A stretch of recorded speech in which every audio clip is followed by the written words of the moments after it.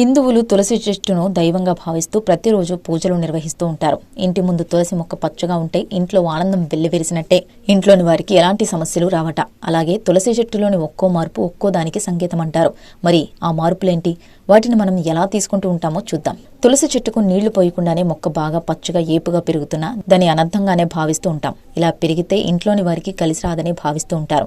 పచ్చగా కళకళలాడుతున్న తులసమ్మ ఎండిపోవడం ప్రారంభిస్తే ఇంటి యజమానికి ఏదో కీడు జరుగుతుందని భావిస్తూ ఉంటారు. ఇంటి పెద్దకు అనారోగ్య సమస్య ఎదురయ్యే అవకాశం ఉందని భావిస్తుంటారు. ఇక తులసి మొక్క ఆకులు రంగు మారడం ప్రారంభిస్తే ఇంట్లోని వారు క్షుద్రశక్తుల బారిన పడనున్నారని భావిస్తుంటారు. ఎవరైనా తమపై క్షుద్రశక్తులు ప్రయోగించారని, అందుకే తులసి ఆకులు రంగు మారాయని భావిస్తూ ఉంటారు. ఇవన్నీ ఎంతవరకు నిజమో కానీ హిందువులంతా దీనిని బాగా నమ్ముతారు. కాబట్టి తులసి మొక్కలో మార్పులను గమనిస్తూ చాలా జాగ్రత్తగా చూసుకోవాలని అంటుంటారు. భక్తి శ్రద్ధలతో పూజిస్తే ఇలాంటి అవరోధాలు ఏమీ ఉండవట. తులసి మొక్కను పెరటి గుమ్మానికి ఎదురుగా ఉంటే ఇంట్లోని గదులన్నీ నేరుగా ఉండే రోజుల్లో వాకిట్లో నుంచి చూస్తే పెరట్లోని తులసి మొక్క కనిపించేది. తులసి మొక్క ఇంట్లో ఉంటే అదృష్టంగా భావిస్తారు. మరీ ముఖ్యంగా తులసి మొక్క పచ్చగా ఉంటే ఆ ఇంట్లో సానుకూల శక్తి ఉంటుంది. కానీ ఎండిపోయి కుళ్ళిపోతుంటే అది అరిష్టానికి సంకేతంగా భావించాలని వాస్తు శాస్త్రం చెబుతోంది. వర్షాకాలంలో తులసి మొక్క ఎండిపోయే అవకాశాలు తక్కువ. కానీ మీ ఇంట్లో తులసి మొక్క ఎండిపోతుంటే అందుకు కారణాలను తెలుసుకోవాలి.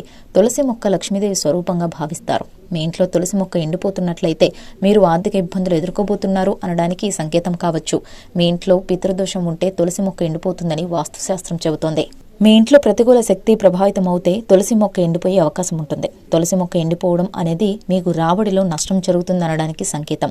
ఇది మీ బ్యాంక్ అకౌంట్ను ప్రభావితం చేస్తుంది. మీ ఇంట్లో తులసి మొక్క ఎండిపోతే దాన్ని ఎక్కువ కాలం ఉంచకూడదు, ఎందుకంటే ఇది ప్రతికూల శక్తిని కలిగిస్తుంది. తులసి మొక్క ఎండిన వేర్లు, ఆకులను పారే నదిలో వేయండి.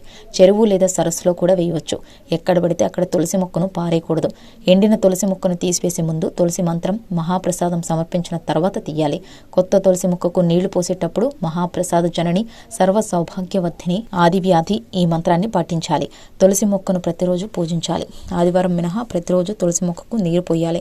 ఏకాదశి రోజు తులసి ఆకులను కోయకూడదు. సాయంత్రం పూట కూడా తులసి మొక్కను తాకకూడదు. తులసి మొక్కకు ఉండే వెన్నును క్రమం తప్పకుండా తీసి జాగ్రత్తగా చూస్తుండాలి. అప్పుడే తులసి మొక్క నిటారుగా చక్కగా పెరుగుతుంది.